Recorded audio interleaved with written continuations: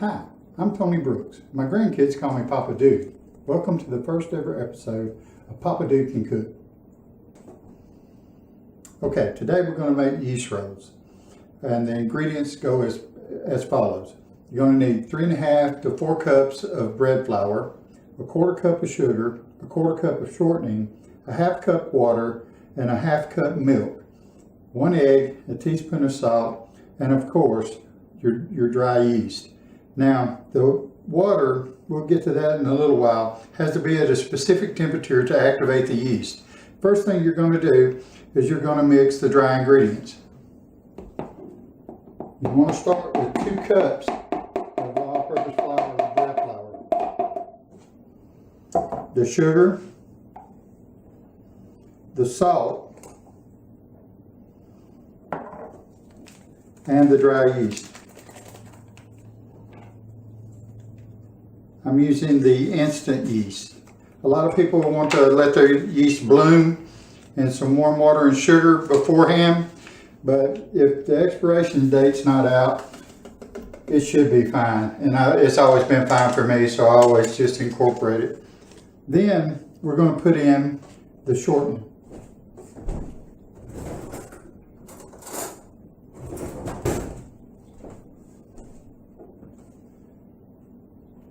Now, once we get all this in, then we're going to use our paddle attachment for our mixer.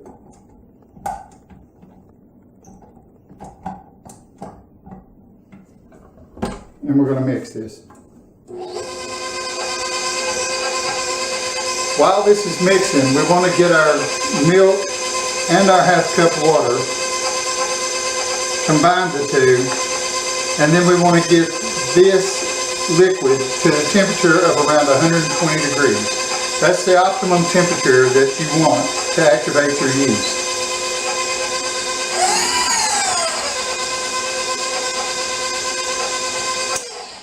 Okay, now that you've combined your dry ingredients, you want to add your wet ingredients. So you want to really, I can't emphasize this enough, that you want to make sure that your liquid's around 120 degrees. Handy thermometer is the best way to tell. Just stick it in there, read your thermometer. If it's at 120, you're good to go. This is. So now, I'm going to add my wet ingredients. The thing is, you don't want to kill the yeast. So we're going to get this going. Then we're going to add our egg.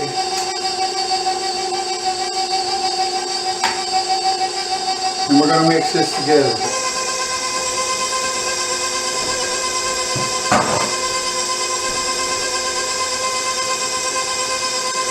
This is very wet right now.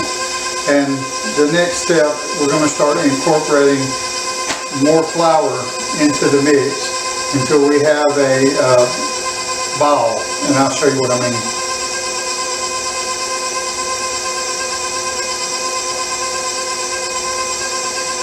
Okay, that seems to be incorporated pretty good, so now we're going to stop our mixer.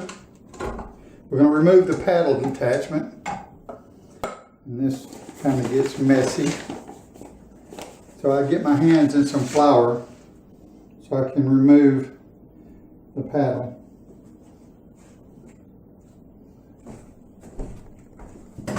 Give our hands a quick wash.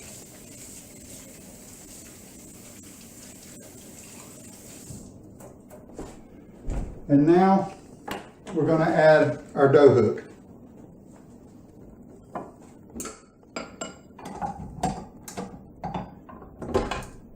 Now, you want to incorporate the rest of this flour slowly. If you don't, you're going to have flour all over your kitchen. So, a little bit at a time. Remember, we've only added 2 cups so far. And so, just a little bit at a time, you want to start incorporating the flour. This is a kind of a lengthy process, but you want to keep incorporating a little at a time until the ball forms. Now our dough is at the right consistency. At this time I'll cut the mixer off, and you can see take this out so I can kind of show you that it pulled away from the sides. The sides are clean, and that's what you want to see. And to the touch, it's just a little bit tacky.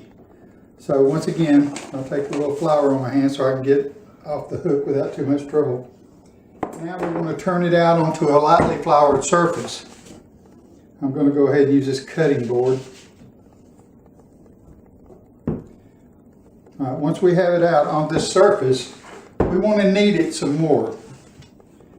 And that's a very important process into this. As you see, I'm using the heels of my hand, turning the dough over.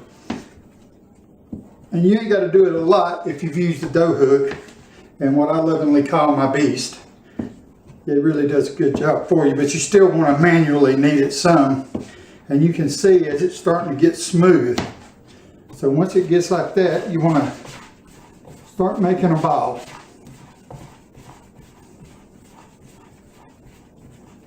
And you see how kind of smooth that is on top. Once you've reached this point, then you want to transfer your dough ball into a bowl that has been lightly oiled. There was some vegetable down the bottom of this. I put, I don't know, a tablespoon maybe.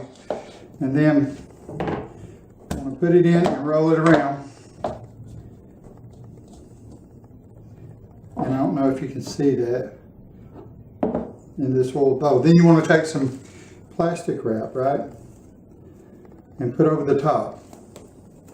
Easy recipe. And you'll love the results. Once you've got this over the top, I've had the bulb on in my oven since I started today. So it's dry in there and the temperature is warm. And that's what you want for the proof, for the first proof. So you take the bowl with your dough ball in it, put it in your oven, leave it. Take an hour to an hour and a half or until the ball doubles in size. Once that's done, then we'll move to the next step. Okay, now it's been about an hour and we're going to check on our dough. And as you can see, that it's doubled in size from what we had before. So now what we want to do is punch it down, and that releases the gas from the yeast. Then we'll turn it back out onto our board. And now we'll shape it, because what we're going to have to do, you don't want to really tear it, you want to cut it. So the first thing we'll do is cut it in equal pieces. First in half.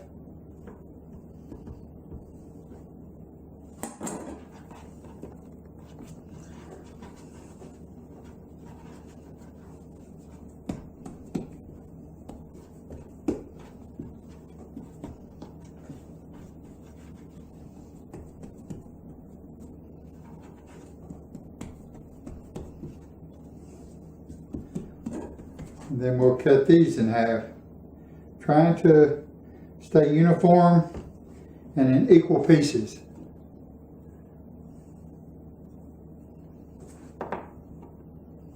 Same thing with this piece.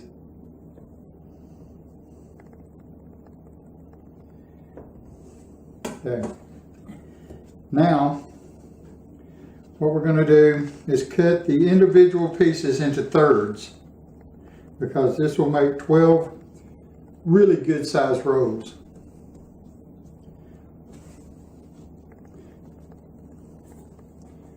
So we just want to try to get it as close as we can.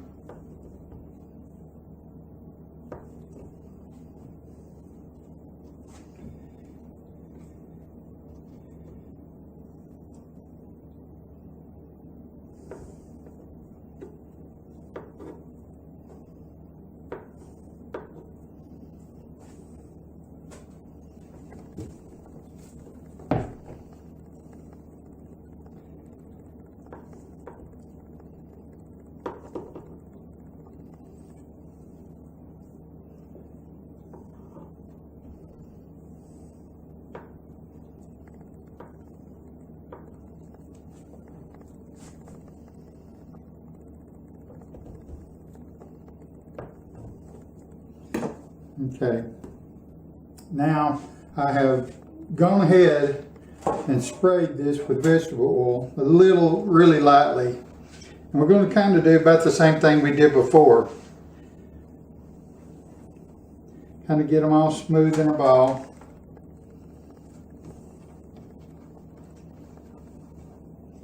And put them in the pan.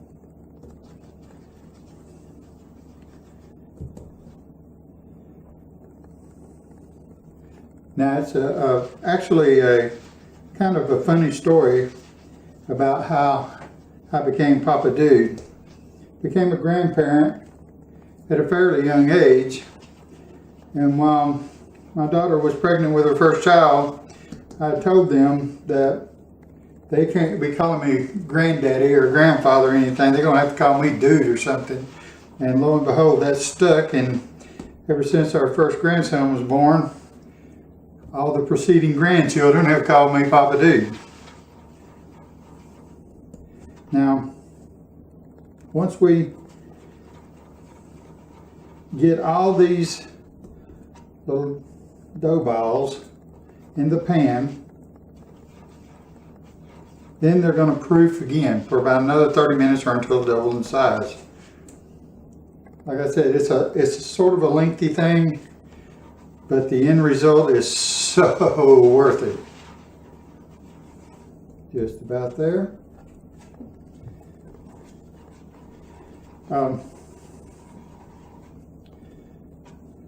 Just about. Okay. Now we're ready to proof these for the second time.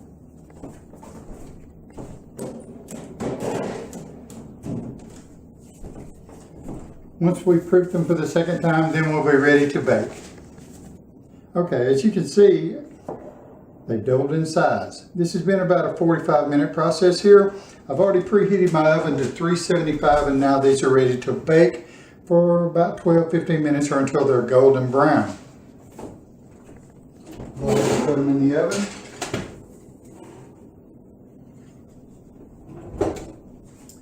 And in about 12-15 minutes, we should have some golden brown rolls. I believe these rolls are about done. The smell in here is wonderful. Let's take a look at them.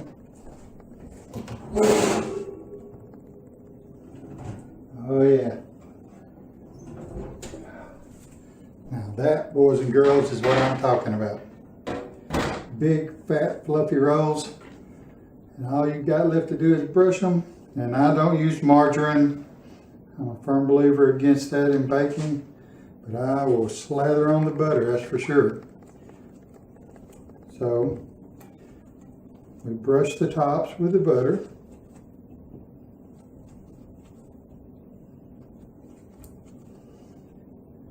Trying to hurry because I want one.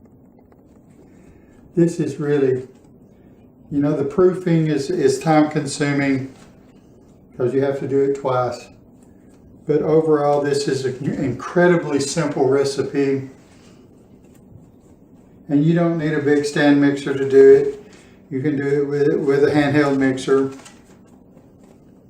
Now these are ready to eat. So let me show you one more thing about this.